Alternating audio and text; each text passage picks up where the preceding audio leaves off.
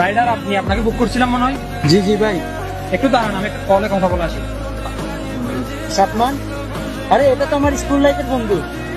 তোমার 20,000 টাকার চেকটাই রিসিভ করতে যাচ্ছি, কিন্তু বাবা ওখান থেকে 20,000 টাকা আমি রেখে দেবো।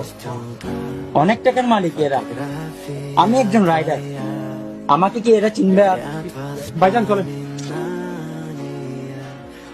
তো ভাইজান কত বছর ধরে রাইড করতেছেন? গত 5 বছর ধরে। ক্লাস 10-এর পর বাবা অসুস্থ হয়, তারপর থেকে এই রাইডার। ভালো ভালো। তো ভাই আর ইচ্ছা করে নাই পড়ালেখা কন্টিনিউ করার?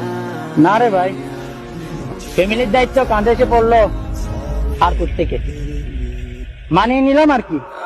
ভাই ভাই ভাই ভাই ভাই, একটু দাঁড়ান একটু দাঁড়ান।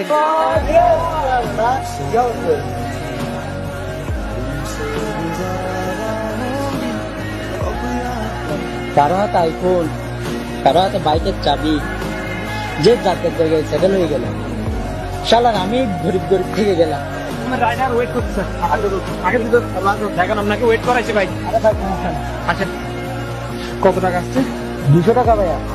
ভাইজান আপনারা অনেক ভালো কাজ করেন, মানুষকে ঠিক সময়ে তাদের গন্তব্যে পৌঁছে দেন, এটা অনেক সওয়াবের কাজ।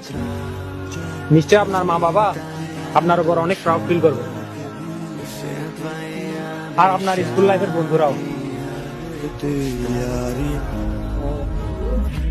সাতমান, সাতমান, আমি মনে করছিলাম তুই আমাকে চিনবি না।